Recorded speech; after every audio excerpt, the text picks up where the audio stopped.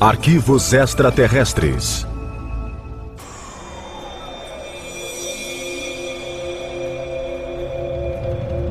(2 de outubro de 1997).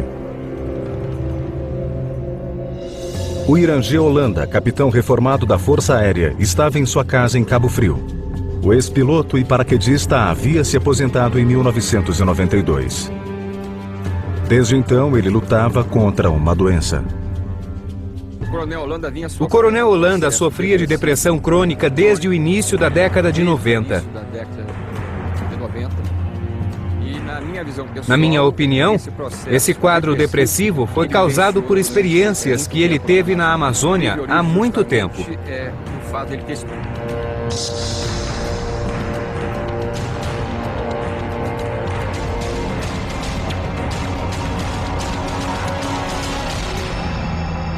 Naquela noite, quando a filha de Holanda subiu as escadas para o quarto, deparou-se com uma terrível cena. Seu pai estava morto. Aparentemente, ele havia se enforcado. Seria um suicídio causado por uma doença mental? Ou por algo mais sinistro? Apenas 2 meses antes, o capitão Holanda fora entrevistado pelos ufólogos A.J. Gever e Marco Petit. Ambos estudam e documentam incidentes com OVNIs. O objeto foi em direção a Colares. Depois, subiu como se sobrevoasse a Amazônia em faixas. Eram naves inteligentes. Após 4 meses, recebemos ordens de abortar a operação. Alguns ufólogos acreditam que o capitão Holanda não se suicidou. Ele teria sido assassinado por revelar informações sobre aparições ufológicas, algumas supostamente fatais, ocorridas na Amazônia 20 anos antes.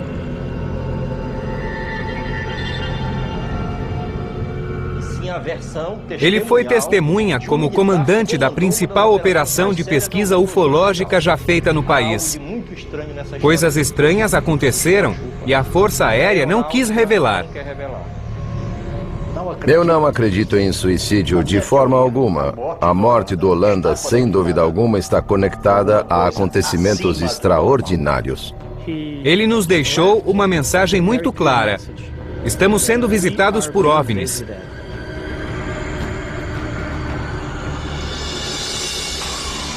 O caso Roswell brasileiro.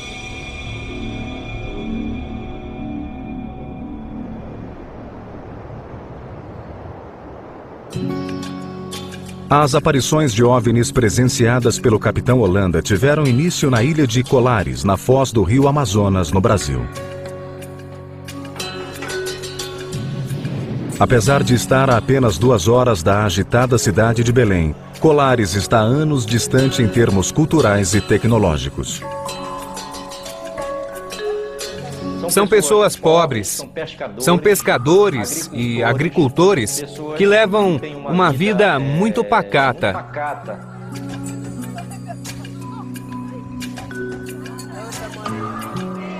Como a maioria dos brasileiros, os 2.000 habitantes de Colares são, em sua maioria, católicos. Mas o isolamento da ilha contribuiu para o surgimento de muita superstição. Acreditam que a ilha é misteriosa e que muitos fenômenos acontecem lá. Os moradores de Colares têm suas lendas e tradições. Emídio Campos Oliveira, de 71 anos, é um antigo morador da ilha. Há quase 30 anos, ele testemunhou uma série de eventos extraordinários que mudariam a vida em Colares para sempre. Depois que o feixe luminoso sumiu, tive uma sensação estranha. Senti uma coisa me queimando. Eu fui atingido aqui. A mancha era circular, era vermelha, com um ponto preto no meio. Tudo começou em uma noite quente de outubro de 1977. Às 23 horas, Oliveira preparava-se para dormir. Ele recebeu um beijo de boa noite da mulher deitado na rede da sala onde costumava dormir. De repente, um feixe luminoso invadiu a sala. A luz vinha de cima e era tão potente que penetrou pelas telhas de cerâmica do teto. De repente, surgiu uma luz brilhante. Ela desceu do teto e atacou a minha coxa. Eu senti como se estivesse queimando minha coxa.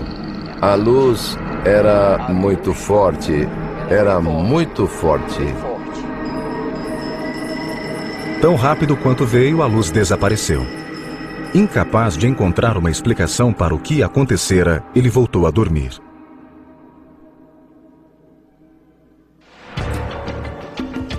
Dias depois, por volta das 20 horas, Orivaldo Malaquias Pinheiro, então com 24 anos, preparava-se para pescar com um amigo.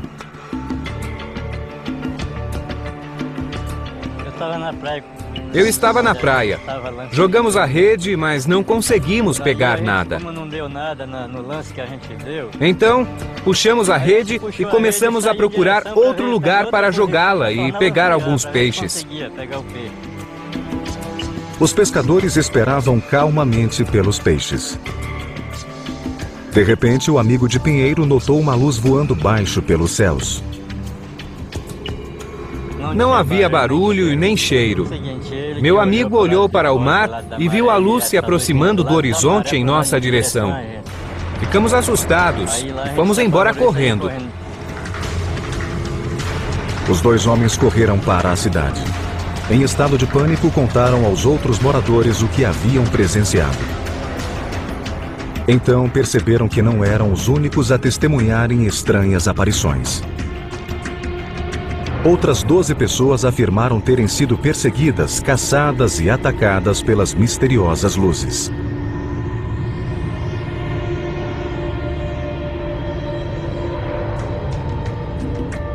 A dentista Lúcia Helena Marques foi uma das pessoas que avistaram as luzes em uma praia próxima. Estávamos todos no mercado e houve um alvoroço. Apareceu um objeto e todos correram para a praia. Vimos duas luzes fazendo manobras no ar. Quando uma luz acendia, a outra apagava. Continuaram fazendo aquilo como se sinalizassem algo. A luz vermelha acendia, depois a verde. As luzes vermelha e verde se alternavam e havia uma luz amarela no fundo. Então, simplesmente sumiram.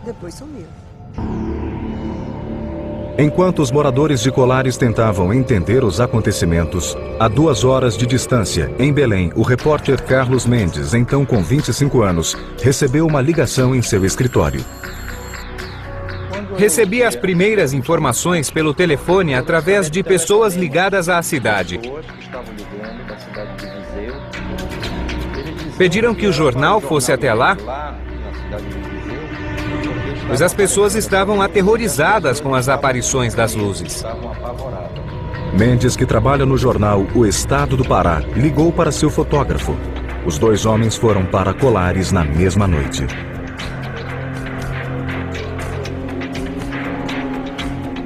Ao chegarem, os homens foram interpelados pelos moradores que desejavam contar a história dos misteriosos raios luminosos.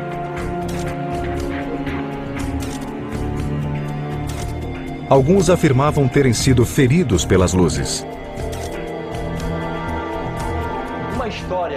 Uma mulher estava em sua casa à noite quando de repente viu um clarão e percebeu que a luz brilhava sobre sua casa. O raio perfurou o teto e iluminou sua cama. A mulher contou que suas pernas e braços foram paralisados e no dia seguinte ela notou algo estranho em seu peito. Havia marcas em seu peito como se alguém o tivesse perfurado continuamente no mesmo local com um alfinete.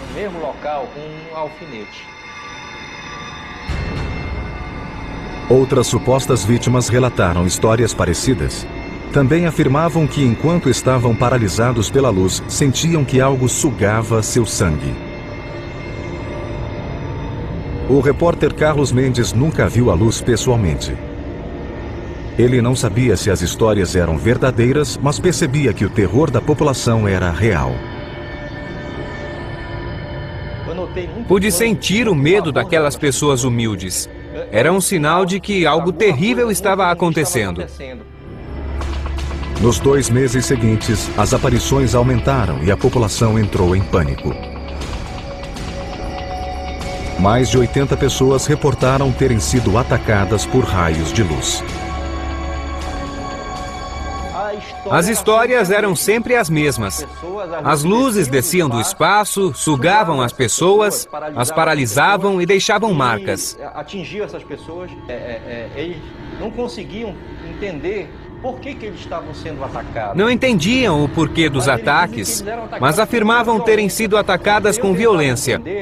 Eu tentava entender o motivo dos acontecimentos e se as luzes realmente apareciam para aquelas pessoas. Os locais ficaram tão apavorados que muitas crianças e mulheres deixaram a cidade. Alguns homens acendiam fogueiras na praia e vigiavam durante a noite.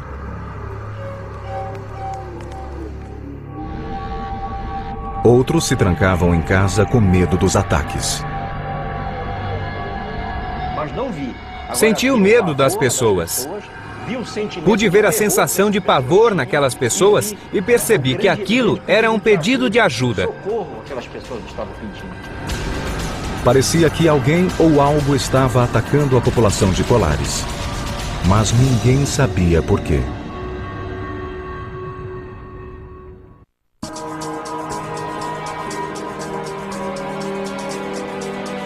Setembro de 1977. O pânico tomara conta da remota ilha de Colares, 110 quilômetros ao norte de Belém. Dezenas de moradores afirmaram terem sido atacados por estranhas luzes emitidas por objetos não identificados nos céus. Na época, a doutora Velaide Carvalho, então com 24 anos, era a encarregada do posto de saúde local. Ela estava na ilha há apenas 6 meses. Naqueles últimos dias, a jovem médica viu um aumento no número de pacientes. Muitos declaravam terem sido feridos pelas misteriosas luzes. As pessoas não paravam de aparecer e comecei a me irritar, pois achava que era algum tipo de alucinação em massa, um delírio coletivo. Apareceram cada vez mais casos, mas permaneci cética, achando que todos haviam enlouquecido por alguma razão. Por algum motivo. Os sintomas examinados eram sempre os mesmos. Os pacientes exibiam queimaduras de radiação e estranhas marcas de perfuração. O médico Daniel Rebisso estudou os eventos de Colares. As marcas ficavam geralmente na altura do tórax. Havia marcas nos ombros, no peito, na coxa, na perna e geralmente as queimaduras eram pequenas. Não eram grandes, mediam no máximo 15 centímetros de diâmetro. A doutora Velaide observou pequenas papilas, como se fossem pequenas injeções no local das feridas.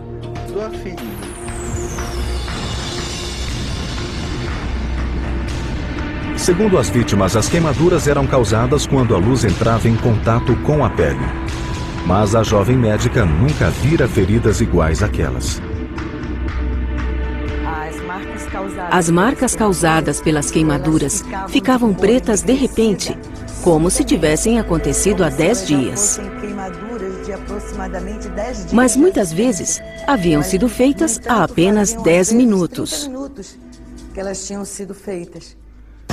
Mas os casos mais graves ainda estavam por vir. Em setembro, ela examinou uma mulher cujos parentes afirmavam ter sido atacada dentro da própria casa por uma luz forte. Ela chegou carregada pelos familiares. Já estava tendo espasmos, como se estivesse sofrendo um ataque cardíaco. Sua boca estava travada, os olhos fechados. Ela não apresentava nenhum reflexo.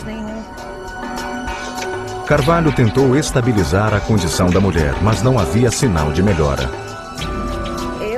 Eu não podia fazer mais nada.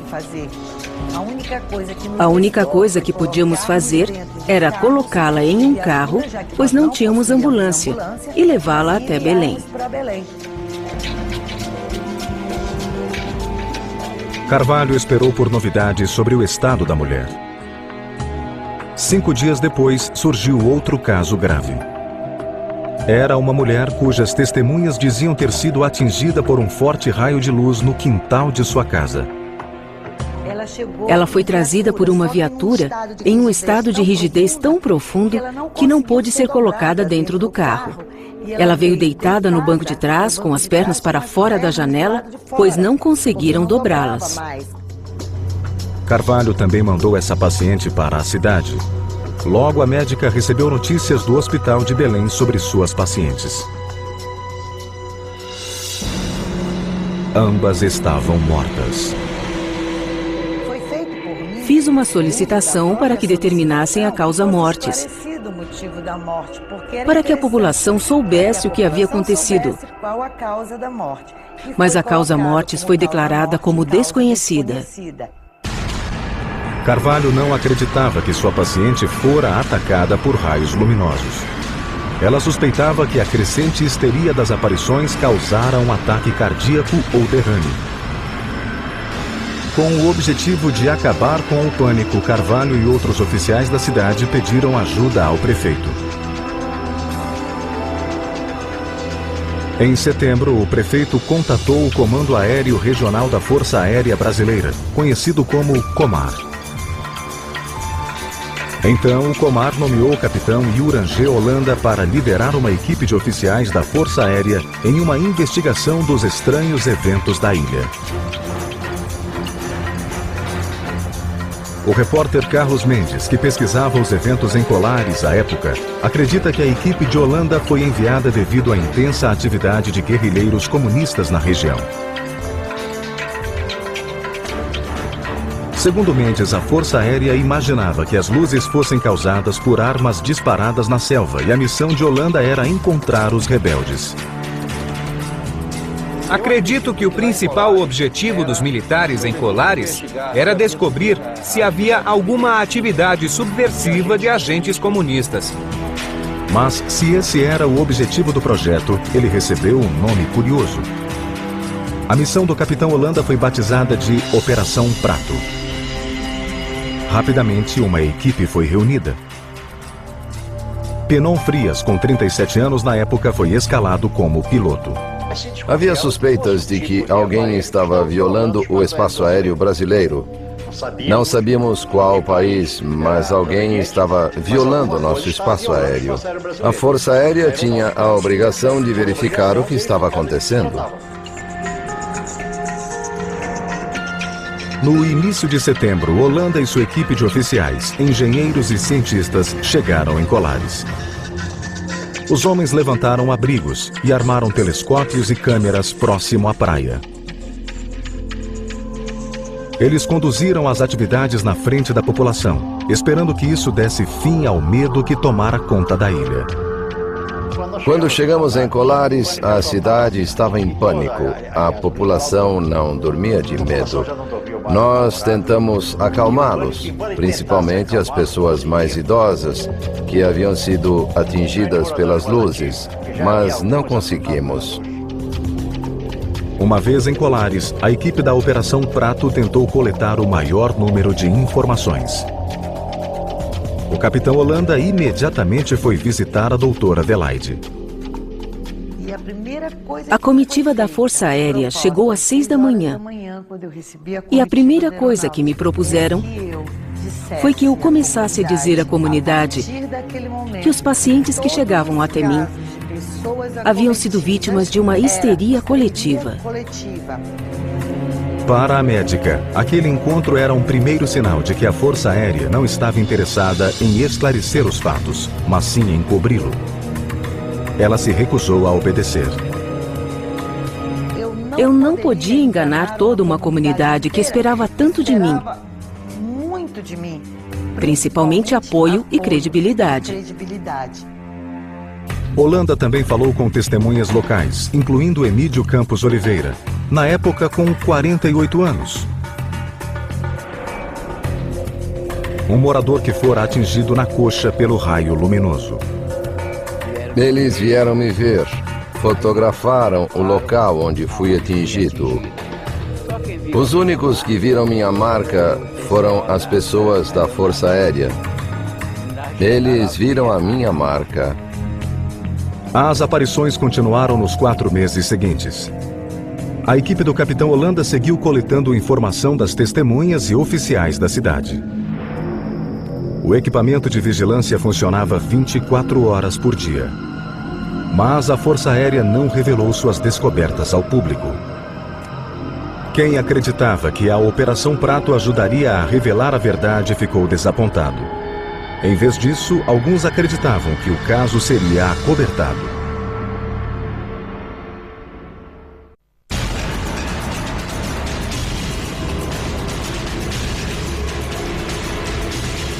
Em outubro de 1977, a Força Aérea Brasileira foi chamada para investigar estranhos acontecimentos em Colares. Moradores afirmavam terem sido atacados por OVNIs com potentes raios de luz. Após os encontros, algumas pessoas exibiam estranhas marcas de queimadura.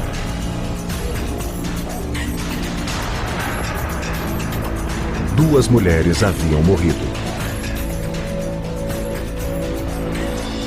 O projeto Operação Prato, sob comando do capitão Uirangê Holanda, coletava informações das misteriosas aparições.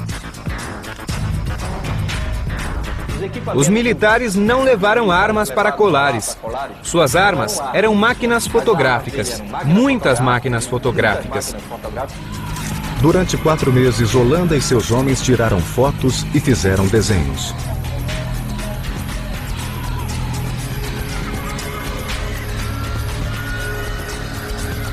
Esses são os desenhos feitos pela equipe. Eles também entrevistaram os moradores, inclusive a doutora Velaide Carvalho. Ela tratara dezenas de pacientes que afirmavam terem sido atacados. Inicialmente, a médica não acreditava nas histórias, mas logo ela própria testemunharia uma aparição.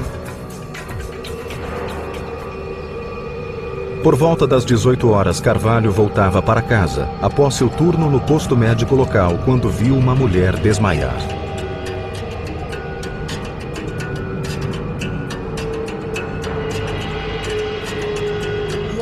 Olhei para cima e vi aquilo que eu recusava a acreditar. Eu achava que aquilo fosse delírio, loucura, invenção de pessoas em busca de atenção. Mas eu vi o objeto flutuando na altura de um prédio de 10 andares. O objeto era cilíndrico. Carvalho, de repente, sentiu-se paralisada pela visão. Não tinha cor de aço inoxidável, nem cor de prata. Era diferente de tudo que eu conhecia. Tinha uma cor nunca vista e se movia em círculos. Estava bem em cima de mim. Fazia movimentos circulares e voltava. De acordo com os relatos das testemunhas, naquele exato momento a Força Aérea captou um sinal no radar em uma praia próxima. Enquanto a equipe se preparava para focar suas câmeras e telescópios, o objeto desapareceu. Ele voltou-se para a baía e sumiu em direção ao mar. Holanda e sua equipe continuaram as investigações em Colares. Eles reuniram 500 fotos e 15 horas de filmagem, mostrando o que pareciam ser luzes brilhantes nos céus.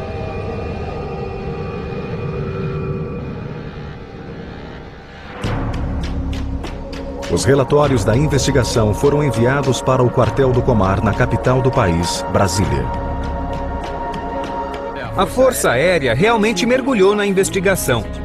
Eles precisavam dar alguma resposta para as pessoas que presenciaram aquelas aparições. Imagino que foi uma surpresa quando os próprios militares começaram a presenciar aquelas aparições. Em dezembro de 1977, os ufólogos A.J. Gever e Marco Petit trabalhavam escrevendo para a revista UFO quando tiveram conhecimento das histórias de Colares.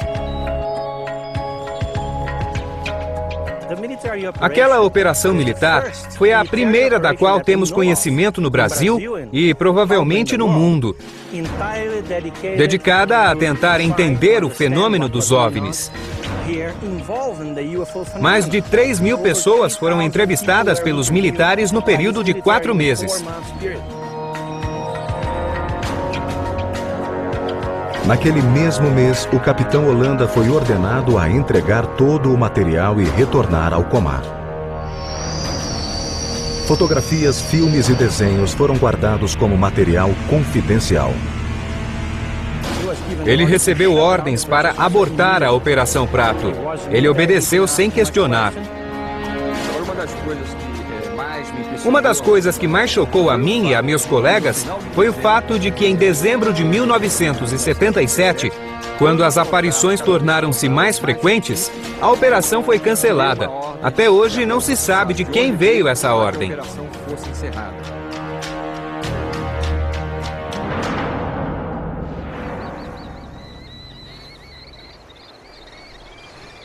Nos meses seguintes, os relatos de estranhas aparições e ataques misteriosos diminuíram.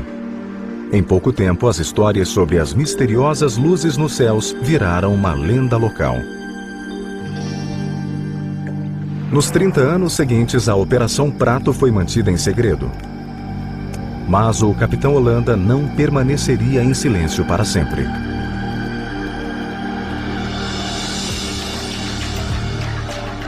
Em 1997, ele decidiu encontrar A.J. Gever e Marco Petit em uma entrevista gravada nos arredores do Rio de Janeiro. Nessas imagens raramente exibidas, o capitão oferece seu assustador relato do que aconteceu na ilha. A nave iluminou-se com um som de um trovão. Era uma luz muito forte e brilhante. Então partiu em uma velocidade incrível rumo à atmosfera e desapareceu entre as estrelas.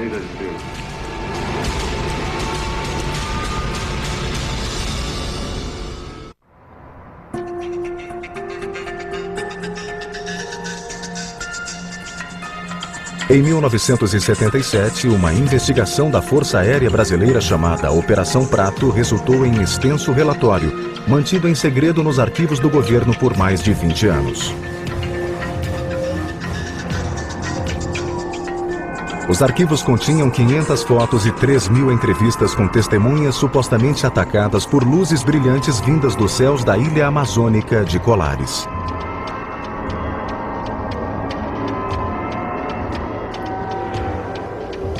Mas foi apenas em 1997 que esse segredo começou a ser revelado.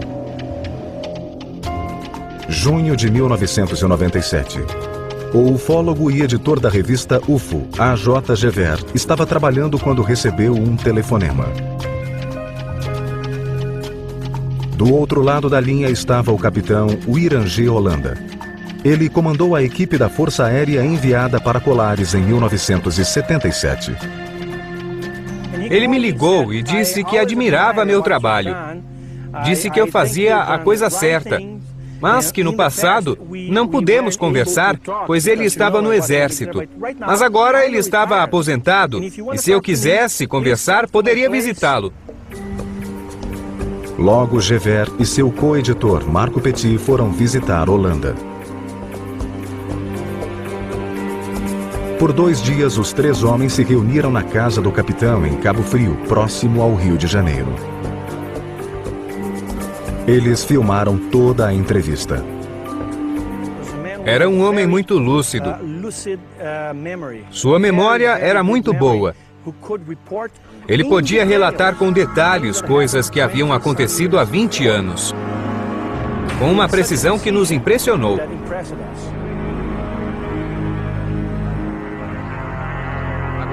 A parte mais importante, sem dúvida, é sua descrição dos encontros que ele teve com as naves. Ele ficou cara a cara com naves de até 100 metros de diâmetro e de vários formatos. Presenciou acontecimentos que poucas pessoas tiveram a oportunidade de testemunhar.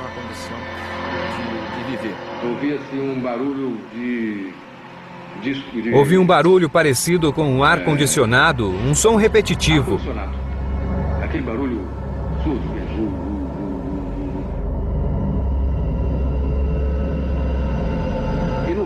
E ao fundo havia outro som, como um ruído de estouro. Esse barulho vindo da nave era muito nítido. Holanda descreveu em detalhes 3 diferentes encontros com as naves alienígenas.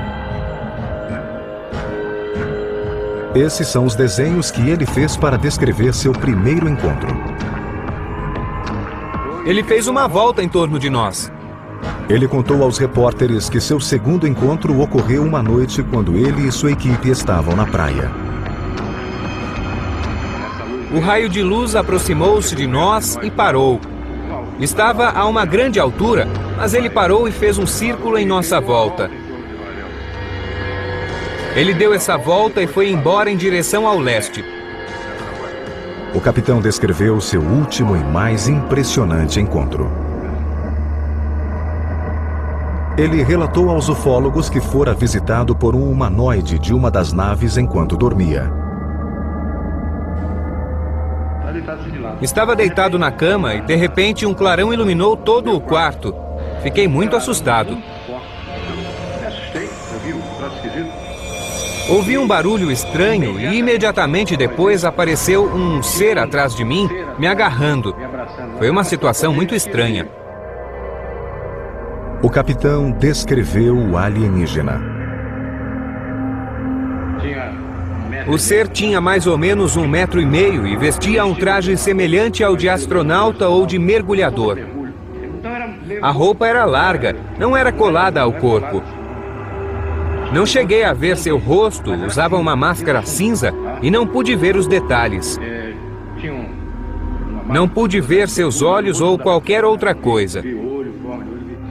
Holanda também contou aos repórteres que o alienígena falou com ele. Estava muito assustado.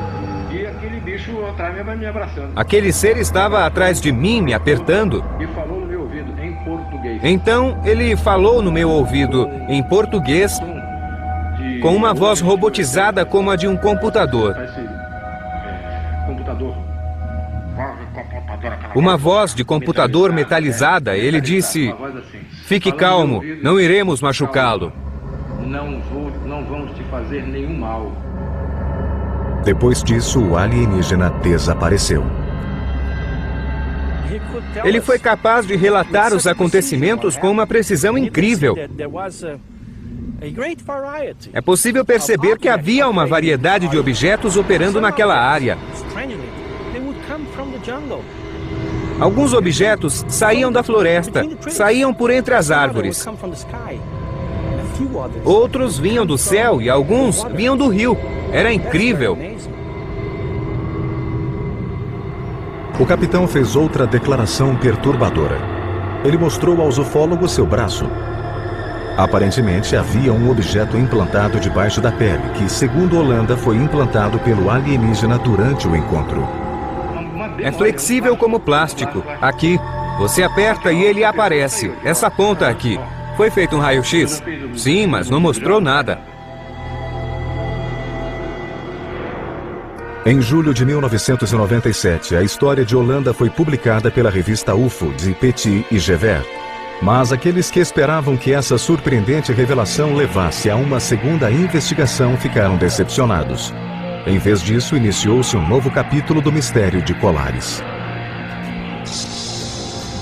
Em 2 de outubro de 1997, o capitão Holanda foi encontrado morto. A causa oficial da morte foi asfixia. Mas havia dúvida se a morte fora acidental, suicídio ou mesmo assassinato. Alguns colegas afirmam que Holanda tinha um histórico de doença mental e tentara suicídio anteriormente. Mas os conhecidos do capitão não acreditam em suicídio. Seu copiloto, Pinon Frias, suspeita que ele tenha sido assassinado. O Holanda nunca tiraria a própria vida. Eu não posso acusar ninguém, mas ele nunca colocaria uma corda no próprio pescoço e depois se enforcaria. A J. Gever discorda de Frias. Ele tirou a própria vida. Foi uma decisão dele, pois estava deprimido. Mas esse homem nos deixou uma mensagem muito importante. Nós estamos sendo visitados por OVNIs. E a Força Aérea e o governo brasileiro têm conhecimento disso. Em março de 2004, a J. Gever e Marco Petit decidiram agir. 6 anos após a morte do capitão, eles exigiram acesso ao relatório confidencial de Colares com uma campanha intitulada UFOs, Liberdade de Informação Já. Eu acredito, como ufólogo e cidadão brasileiro, que esse tipo de informação não deve ficar restrita aos quartéis e arquivos militares. A população precisa ter acesso a isso.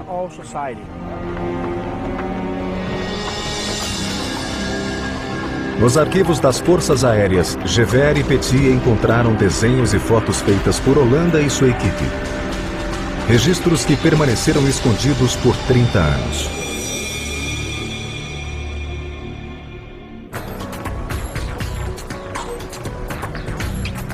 Em 20 de maio de 2005, os ufólogos brasileiros A.J. Gever e Marco Petit e outros investigadores de OVNIs chegaram no quartel da Força Aérea Brasileira para examinar documentos que o governo liberara após ser pressionado. Esses arquivos continham informações sobre a investigação militar de 1977 chamada Operação Prato. Gever e Petit acreditavam que os registros continham informações sobre atividades alienígenas na ilha de Colares. O brigadeiro disse que havia recebido uma ordem do comandante da Força Aérea Brasileira para liberar todos os arquivos. Teríamos acesso a toda a informação. Mas, na verdade, os ufólogos não tiveram acesso a todos os documentos sobre os incidentes.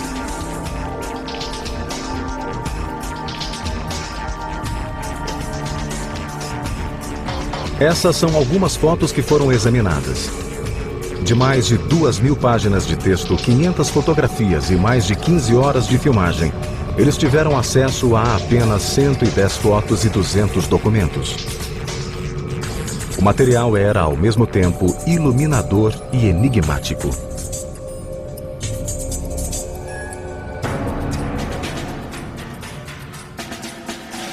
Era uma prova de que o governo brasileiro gastou muito tempo investigando as aparições. O material continha inúmeras declarações de testemunhas e mais detalhes do que os ufólogos imaginavam.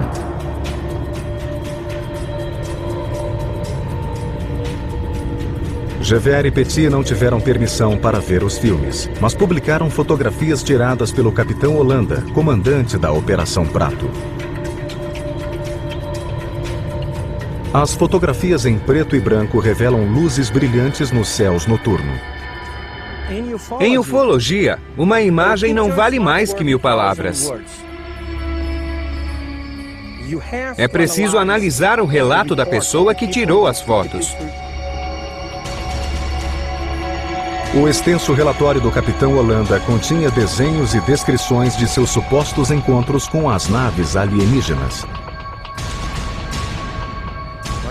Tivemos acesso a inúmeros documentos descrevendo os acontecimentos em detalhes. Havia desenhos que reconstruíam as aparições de OVNIs presenciadas pelos militares e pelos moradores da ilha. Os documentos descreviam diferentes tipos de aparições. Às vezes, os OVNIs se aproximavam das pessoas. Eles podiam diminuir de tamanho ou aumentar.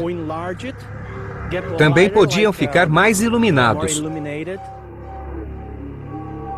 O relatório terminava descrevendo as queimaduras e picadas supostamente causadas pelas luzes, mas não provava se havia conexão entre os fatos. O relatório deixa essa e outras questões sem resposta. Ele não especifica a fonte das luzes e, ao mesmo tempo, não desmente as especulações de que elas vinham de naves alienígenas.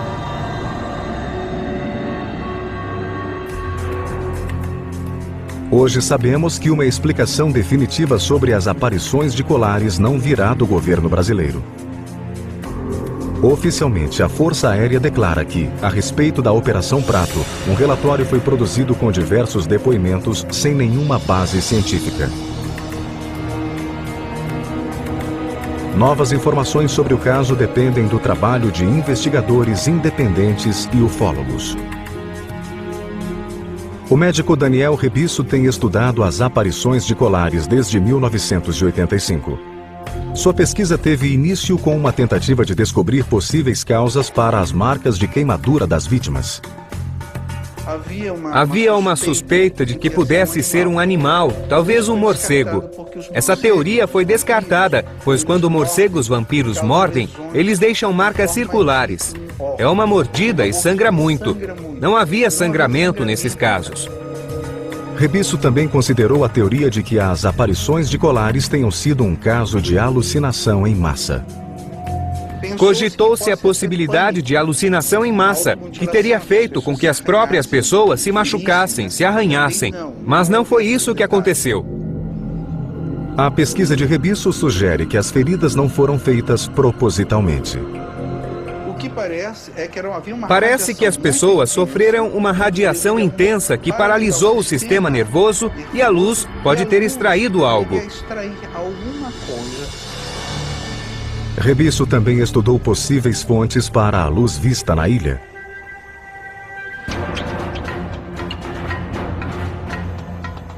Na época das aparições, o governo brasileiro lutava contra guerrilheiros comunistas no estado do Pará, onde Colares está situada. Havia suspeitas de que as luzes fossem armas utilizadas em manobras clandestinas pelos guerrilheiros. Um artifício para assustar a população e fazer com que armas e munição fossem enviadas para o estado do Pará. Apesar das suspeitas de atividades de guerrilheiros, o governo não negou nem confirmou essa hipótese.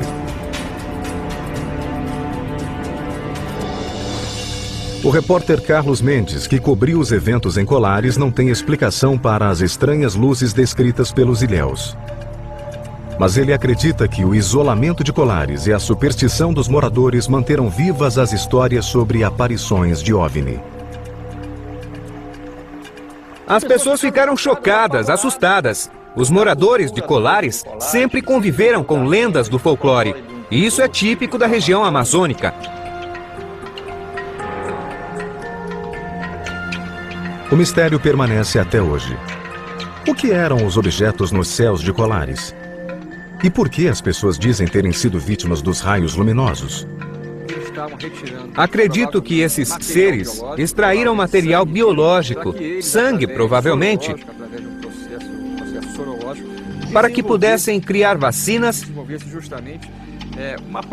e desenvolver uma proteção para a sua própria civilização. Assim, quando eles vierem e entrarem em contato conosco, estarão imunes às nossas doenças. Quanto ao Capitão Holanda, comandante da Operação Prato, os ufólogos Marco Petit e A.J. Gever acreditam que ele revelou suas descobertas graças a seu senso do dever. O coronel Holanda se convencera de que não podia morrer sem contar sua história. Era fundamental que escutássemos o principal personagem dessa história, que havia comandado toda a operação. Ele disse que poderia morrer de uma hora para outra e então a verdade morreria com ele e não queria que isso acontecesse. Ele nos deixou uma importante mensagem. Estamos sendo visitados por OVNIs.